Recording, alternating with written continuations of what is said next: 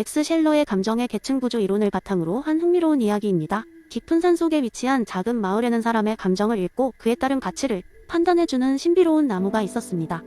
이 나무는 감정나무라고 알려져 있었고 그 존재 자체가 주민들 사이에서 큰 호기심의 대상이었습니다. 마을에서는 매년 한 차례씩 이 나무를 방문하는 전통이 있었습니다. 이 방문은 특히 삶의 중대한 결정을 앞둔 이들에게는 필수적인 행사가 되었죠. 이 나무와의 만남을 통해 사람들이 자신의 내면을 돌아보고 나무가 보여주는 감정의 계층을 통해 자신의 결정을 이끌어냈기 때문입니다. 어느 날 마을의 소녀인 리아는 중대한 결정을 내리기 위해 친구들과 함께 나무를 찾아갔습니다.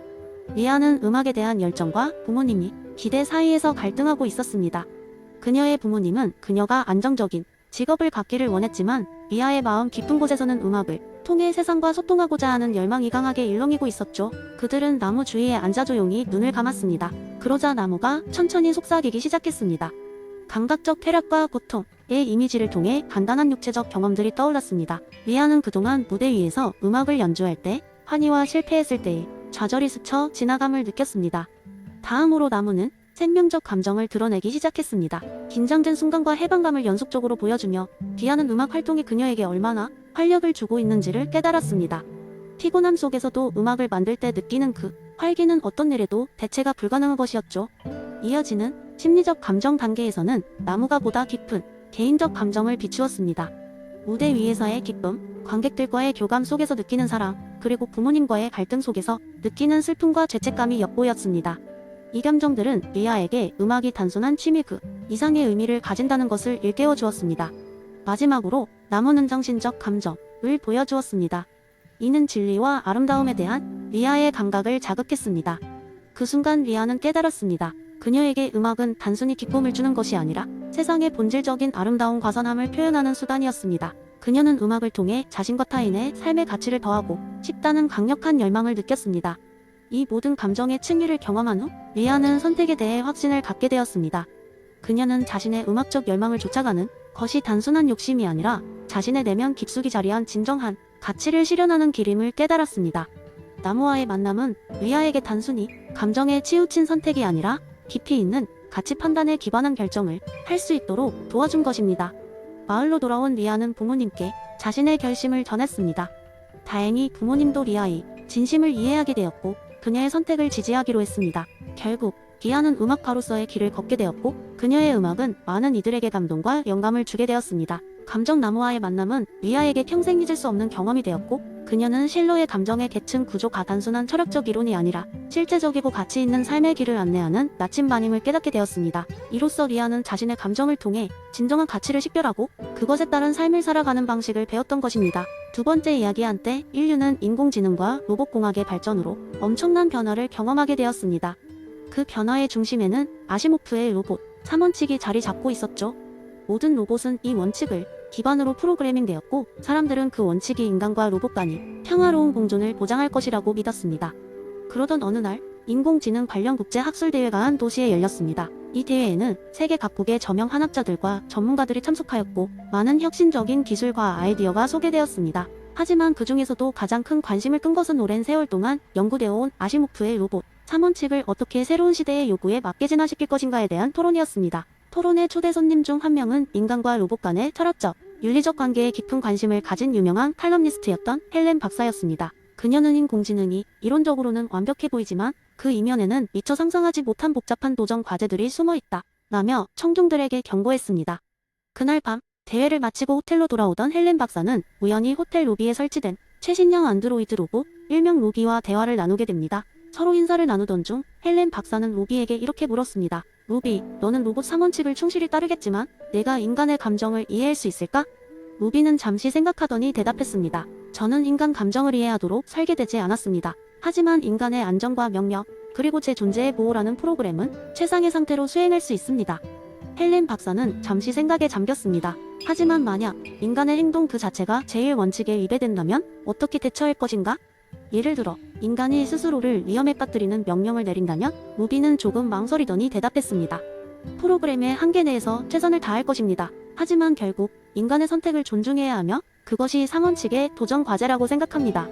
이 대화가 헬렌에게 강하게 남았습니다. 그날 밤 헬렌 박사는 로봇 상원칙이 단순히 기술적 문제를 넘어 윤리적, 철학적 과제를 안고 있다는 사실을 다시 한번 깨달았습니다. 인간 자체가 모순된 존재이며 그러한 인간 사회의 로봇을 완벽히 적응시키는 것은 여전히 해결되지 않은 수수께끼임을 다음날 그녀는 똑같은 주제로 대회에서 강연을 했고 많은 사람들에게 깊은 인상을 남겼습니다. 로봇과 인간의 공조는 단순히 규칙 몇 개로 해결될 문제가 아니며 이에 대한 고민과 연구는 끝없는 과정임을, 이를 위해 필요한 것은 바로 인간과 로봇 간의 상호이해와 그 이해가 이루어질 수 있도록 돕는 철학적 탐구라는 것을 말입니다. 이 사건 이후 헬렌 박사는 로봇과 인간의 감정을 더 깊이 있게 탐구하는 연구를 시작했고 이는 향후 인간과 로봇의 관계에 큰 영향을 미치는 중요한 논문들로 이어졌습니다. 아시모프의 이론은 여전히 그들을 인도하는 빛으로서 그리고 새로운 질문을 던지는 수수께끼로서 남아있었습니다. 세 번째 이야기 한 번은 어느 작은 마을의 공자의 가르침을 흠모하는 한 남자가 살고 있었습니다. 그의 이름은 지훈이었고 그가 가장 존경하는 개념은 바로 인이었습니다. 그는 인의 가치를 사람들에게 전파하고자 마음을 먹었습니다. 그러나 지훈이 살던 마을 사람들은 다소 개인주의적이고 각자의 일에만 관심이 많았습니다. 그래서 지훈은 그들에게 인의 참된 의미를 어떻게 전할 수 있을지 고심하게 되었습니다. 어느 날 지훈은 마을에 재미있는 이벤트를 열기로 결심했습니다. 그는 마을 광장 한가운데 큰 나무 테이블을 놓고 그 위에 지극히 특별한 상자를 올려놓았습니다. 그 상자에는 커다란 자물쇠가 채워져 있었고 열쇠는 어디에도 보이지 않았습니다.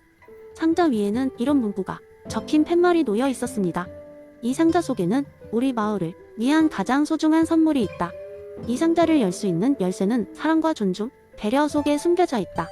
마을 사람들은 궁금증에 가득 차서 하나둘씩 광장으로 모여들기 시작했습니다. 모두가 상자를 열고 싶어 했지만 어떻게 해야 열쇠를 찾을 수 있을지 몰랐습니다.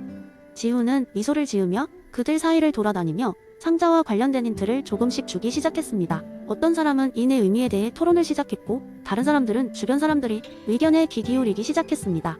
마을 사람들 사이에서 자연스럽게 대화가 오가고 서로의 생각을 공유하는 장이 열렸습니다. 평소 서로 경쟁하며 무신경하게 지내던 그들은 점차 서로를 이해하고 존중하는 법을 배우기 시작했습니다.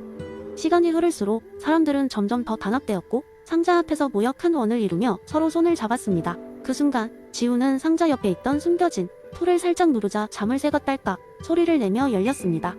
사람들은 숨을 죽이며 상자가 천천히 열리길 기다렸습니다. 상자가 열리자 그 속에는 작은 거울 하나가 놓여 있었습니다. 사람들은 처음에는 의아해했지만 곧 이해할 수 있었습니다. 지훈은 따뜻한 미소로 말했습니다. 이 거울 속에 비친 것은 바로 지금 여러분의 모습입니다. 마을을 위한 가장 소중한 선물은 바로 여러분 서로의 사랑과 배려입니다. 여러분은 이미 소중한 열쇠를 찾았습니다.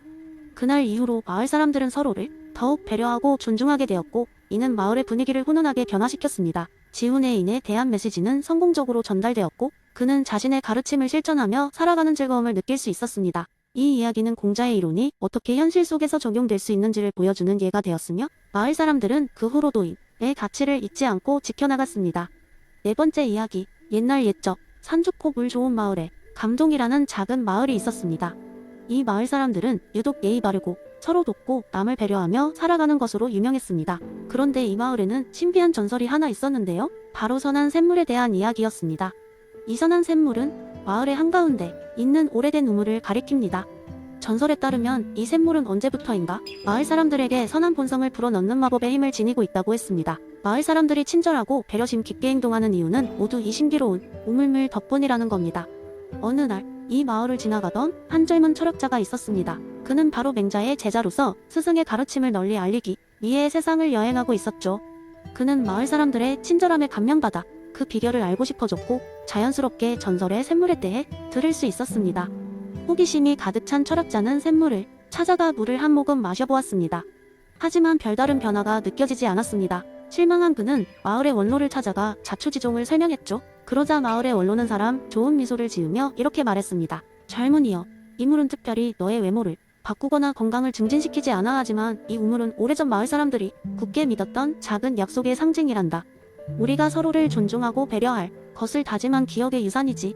철학자는 처음에는 이해하지 못했지만 마을에서 며칠간 머물며 그 의미를 깨달을 수 있었습니다. 샘물 자체에는 특별한 힘이 없었으나 마을 사람들은 이를 통해 서로의 선한 본성을 존중하고 실천하는 약속을 되새겼던 것입니다. 그것이 바로 맹자가 말한 본성의 선함을 교육과 환경을 통해 발전시키는 모습이었습니다. 그래서 철학자는 이 경험을 통해 맹자의 성선설을 다시금 되새기게 되었고 앞으로의 여정에서 사람들에게 이 이야기를 전해주기로 결심했습니다. 그는 각 마을과 도시를 돌아다니며 선한 샘물의 이야기를 전하며 인간의 본성이 선하다는 믿음을 실천과 교육을 통해 꽃피우자는 메시지를 지속해서 전달했습니다. 결국 감동마을의 작은 우물 이야기는 맹자의 성선설을 널리 알리는 매개체가 되었으며 사람들은 자신의 내면에 있는 선한 본성을 믿고 더욱더 서로를 배려하고 돕는 삶을 살아가게 되었다고 합니다. 이 이야기는 성선설의 본질과 뜻을 실천으로 옮기려는 사람들에게 영감을 주었고 맹자의 사상이 더욱 확산되는 계기가 되었답니다. 이처럼 맹자의 철학은 여전히 수많은 이들에게 아름다운 영향을 주고 있습니다.